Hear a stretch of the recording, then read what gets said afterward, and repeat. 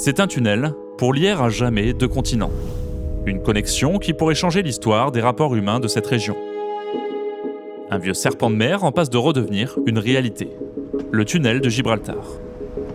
Aussi appelé Afrotunnel, celui-ci devra lier la péninsule ibérique à l'Afrique du Nord. Un chantier faramineux, discuté depuis le milieu du 19e siècle, qui semble être sur le point de se concrétiser grâce à des annonces récentes. Mais quelles sont les chances que ce projet arrive à son terme ? Quels sont les immenses défis techniques et quelles seraient les conséquences sur le plan géopolitique d'une telle infrastructure ? Eh bien, c'est ce que nous allons voir aujourd'hui ensemble dans ce nouvel épisode de Looking For. Pour commencer, un peu d'histoire, car cette idée de tunnel n'est pas nouvelle. Elle fait même débat depuis plus d'un siècle. C'est en 1869 que la première idée d'un tunnel traversant le détroit de Gibraltar est officiellement envisagée.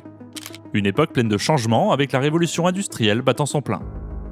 Le train et le chemin de fer étaient à l'époque en train de révolutionner le monde. C'est à cette période de l'histoire que des ingénieurs se sont demandé pour la première fois si un tel projet pourrait être réellement faisable. Un enthousiasme porté par des réalisations précédentes. 2 décennies plus tôt, la Grande-Bretagne avait construit le premier tunnel sous-marin du monde sous la Tamise. Tandis que la France construisait alors ce qui allait devenir le plus grand tunnel alpin, au Mont Cenis. Mais c'est une autre réalisation majeure qui joue le rôle de détonateur. L'inauguration du canal de Suez. Un exploit monumental pour l'époque, avec l'achèvement d'un corridor qui reste aujourd'hui encore vital pour le commerce mondial. Après la livraison d'un chantier pharaonique qui semblait relever de la science-fiction, le monde s'emballe et d'autres pistes jusque-là utopiques sont explorées. Parfait exemple, le tunnel du détroit de Gibraltar. Long de 60 km, le détroit est large de seulement 14 km dans sa partie la plus étroite. Jusqu'ici tout va bien, avant de plonger sous l'eau.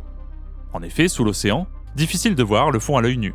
Et pour cause, il s'enfonce à près de 300 mètres en moyenne et jusqu'à 900 mètres de profondeur dans sa partie la plus étroite.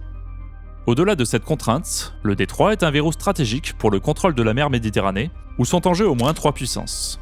Tout d'abord, l'Espagne. Le pays vit des bouleversements politiques majeurs. La reine Isabelle II a été renversée en 1868 lors d'une révolution qui va tenter de mettre en place un régime démocratique, notamment à travers la rédaction d'une constitution libérale. Caillou dans le pied espagnol, et véritable confetti géographique, le territoire de Gibraltar. Depuis la fin de la guerre de succession d'Espagne, en 1714, ce territoire de moins de 7 km² est géré par le Royaume-Uni. Gibraltar est à l'époque un lieu de passage absolument stratégique. Il permet d'avoir en grande partie la mainmise sur la circulation entre l'océan Atlantique et la Méditerranée. Et l'idée d'un tunnel qui permettrait une circulation sans passer par ce verrou n'est pas vraiment vue d'un bon œil par les Britanniques, puisqu'elle réduirait de facto leur influence. Enfin, en face, un royaume sous convoitise européenne, celui du Maroc. S'il reste souverain, dirigé par le roi Mohamed IV, le Maroc est extrêmement courtisé par les puissances européennes. Ainsi, l'idée d'un tunnel permettrait aussi à l'Espagne d'avoir un lien tangible avec ce territoire et donc une longueur d'avance sur ses concurrents. Mais malgré l'entrain, les premières études sont formelles. Relier les deux continents semble presque impossible à faire avec les technologies de l'époque. Le projet revient au goût du jour en 1930, au moment de la publication d'un article détaillé sur le sujet dans une revue scientifique. Dans un numéro de mars 1930 du magazine Popular Mechanics, des ingénieurs espagnols expliquent avoir creusé ce qu'ils qualifient de puits préliminaire, afin d'étudier les formations rocheuses. L'article précise également que le tunnel devrait mesurer plus de 32 km de long d'une extrémité à l'autre, et se situer à plus de 460 mètres sous la surface de l'eau. Autre conséquence de ces études préliminaires, impossible de construire un pont à l'endroit le plus étroit du détroit. Cette section étant d'une profondeur extrême, ne permettant pas d'édifier des piliers assez longs et solides pour supporter une structure d'une telle envergure. De plus, avec l'intense circulation au niveau du détroit, un pont suspendu pourrait être à même de créer des difficultés de navigation et de ralentir le commerce maritime mondial. Popular Mechanics publia même une mise à jour en août de la même année, sous le titre intrigant « Le tunnel le plus étrange reliant l'Europe et l'Afrique », illustré par un dessin représentant un immense tube de béton, capable d'accueillir à la fois une voie ferrée et une autoroute. Mais malgré ces développements prometteurs, les ingénieurs conclurent une nouvelle fois que la technologie nécessaire n'existait tout simplement pas encore pour concrétiser cette vision. Il faudra attendre près de 50 ans pour que cette idée de tunnel ne refasse surface. En 1979, l'Espagne et le Maroc vont signer un accord concernant la liaison entre leurs pays. Après plusieurs décennies sous la dictature de Franco, c'est le roi Juan Carlos qui arrive au pouvoir et instaure une monarchie parlementaire en Espagne. Il se retrouve sur le trône d'une nation qui cherche à rattraper son retard et à se lancer dans de nombreux projets, synonymes de modernité. En face, le roi du Maroc, Hassan II, semble aussi voir d'un bon œil ce projet. Preuve en est la signature d'un accord formel entre Rabat et Madrid.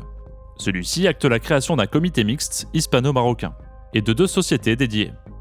La SNED, côté marocain, et la SECEXA, côté espagnol. 2 entités qui vont étudier ce couloir marin qui sépare les rives des 2 nations. Première question d'importance, qu'est-ce qui se trouve au fond du détroit ? Répondre à cette seule question impliquait d'étudier des eaux profondes sous haute pression, de puissants courants, les risques sismiques, une géologie instable et bien davantage. Et même lorsqu'ils trouvaient des réponses, les solutions dépendaient constamment de technologies qui n'existaient pas encore ou qui n'étaient pas capables d'effectuer le travail en toute sécurité. Cela dit, ces travaux de recherche ont permis de belles avancées, notamment sur l'identification de ce qui ne fonctionnerait pas, et donc, par élimination, de ce qui pourrait fonctionner. L'une des conclusions essentielles fut celle du trajet le moins complexe pour la future construction. Comme nous l'avons vu tout à l'heure, la partie la plus étroite du détroit se situe en réalité près de son abysse central, qui atteint une profondeur d'environ 900 mètres. Un abysse rendant extrêmement compliqué, voire impossible, tout chantier pour une construction pérenne. Le meilleur itinéraire s'est révélé être celui passant par le seuil de Camarinal, une dorsale sous-marine moins profonde, située à l'ouest du point le plus étroit. Dans les années 90, un nouveau tracé est dévoilé, entre Punta Paloma, sur la côte espagnole, et Ras Malabata, sur la côte marocaine. Ce tracé s'étend sur une distance de 28 km. L'ouvrage, considéré comme l'un des plus ambitieux au monde, serait composé de 2 tunnels ferroviaires et d'une galerie de services et de secours. À terme, l'infrastructure devrait permettre le transit de plus de 13 millions de tonnes de marchandises et de 12,8 millions de passagers par an. Un tracé qui restera la référence des études jusque dans les années 2000. Mais encore une fois, pour des raisons principalement techniques, le projet n'aboutit pas. Aujourd'hui, le trajet privilégié est légèrement différent. Selon les dernières données, l'ouvrage mesure aujourd'hui 42 km de long, avec une partie sous-marine de 27,7 km, reliant Tarifa à Tanger, en passant toujours par le seuil de Camarinal. L'idée de 3 tunnels parallèles a été conservée, avec un diamètre de 7,9 mètres par tube, sauf pour la galerie de service large de 6 mètres, et avec une pente maximale de 3%. À son maximum, le tunnel atteindrait une profondeur d'environ 475 mètres sous le niveau de la mer. Durant ces phases de recherche, de nombreux autres problèmes remontèrent à la surface, notamment sur les types de roches qu'il allait falloir traverser. Les planificateurs en apprirent principalement sur les formations de flysch et de post-flysch, qui créent des contraintes techniques pour le creusement et la consolidation d'un tunnel. Même conséquence avec les paléochenaux enfouis qui ont été découverts. Il s'agit d'anciennes vallées sous-marines recouvertes puis dissimulées sous les sédiments du fond marin, qui présentent le risque supplémentaire de rencontrer soudainement des matériaux mous et instables, en plein milieu du creusement. Autre obstacle de taille, les relations mouvantes entre le Maroc et l'Espagne sur le plan politique. Les sujets de discorde sont nombreux. Les 2 pays partagent une frontière terrestre, un fait souvent oublié, via les enclaves espagnoles de Ceuta et Melilla, situées sur le sol africain. Le lieu est aujourd'hui ultra sécurisé, mais reste sujet à de vives tensions. Un autre sujet géopolitique majeur, la question du Sahara occidental. En 2022, le gouvernement de Pedro Sánchez a décidé de reconnaître officiellement le plan d'autonomie marocain pour le Sahara occidental, rompant ainsi avec des décennies d'ambiguïté espagnole. Ce geste a ouvert la voie à un réchauffement diplomatique inédit. Les 2 gouvernements ont multiplié les réunions bilatérales de haut niveau, signé des accords de coopération dans les domaines de l'énergie, de la sécurité et des transports, et c'est dans ce contexte que le projet de tunnel a été formellement relancé en 2023. Dès lors, les financements espagnols alloués à la SECEXA sont passés de quelques dizaines de milliers d'euros seulement par an à plus de 9,6 millions d'euros cumulés en 4 ans. Un signal fort d'une volonté politique désormais assumée. Mais ce réchauffement diplomatique s'accompagne aussi d'une nouvelle donne technologique. Pendant la majeure partie du XXe siècle, les longs tunnels étaient construits à l'aide d'un mélange de forages, d'explosions, de haveuses et des premiers tunneliers. Ces anciennes machines et techniques étaient généralement plus efficaces lorsque le terrain était relativement prévisible. Mais lorsqu'elles rencontraient des terrains mixtes, de la roche dure à un moment, de l'argile l'instant suivant, les travaux pouvaient devenir dangereux, voire impossibles. La machine pouvait se bloquer, l'eau pouvait envahir le tunnel et les outils s'usaient rapidement. Le projet pouvait ainsi se transformer en un gouffre financier sans issue. Les tunneliers modernes, eux, en revanche, sont très différents. Imaginez une usine cylindrique de plusieurs centaines de mètres de long, progressant lentement dans les entrailles de la Terre. À l'avant, une roue de coupe géante taille la roche et les sédiments. Derrière elle, une série de systèmes automatisés évacue les déblais et installe en continu des anneaux de béton préfabriqués qui forment les parois du tunnel. Ces machines surveillent en permanence la nature du terrain, ajustent leur pression et leurs paramètres en temps réel, et peuvent même s'adapter à la transition brutale entre roche dure et argile molle. Exactement le type de terrain rencontré dans le détroit. Et en juin 2025, une annonce a fait grand bruit. Le fabricant allemand de tunneliers, Ehrenknecht, a rendu une étude commanditée par le gouvernement espagnol. Celle-ci conclut pour la première fois qu'un tunnel ferroviaire à double tube entre l'Espagne et le Maroc pouvait être excavé avec les technologies actuelles, y compris à travers les zones les plus instables du seuil de Camarinal. Difficile de faire plus crédible, Ehrenknecht est l'une des principales entreprises mondiales du secteur des tunneliers. Et cette conclusion sans précédent marque officiellement la fin d'un siècle et demi d'incertitude. Alors, plus qu'à creuser ? Eh bien, pas si simple. Tout d'abord, un projet de cette envergure a un coût faramineux. Environ 10 milliards d'euros, sans compter les éventuels dérapages budgétaires souvent liés à ce genre de projet.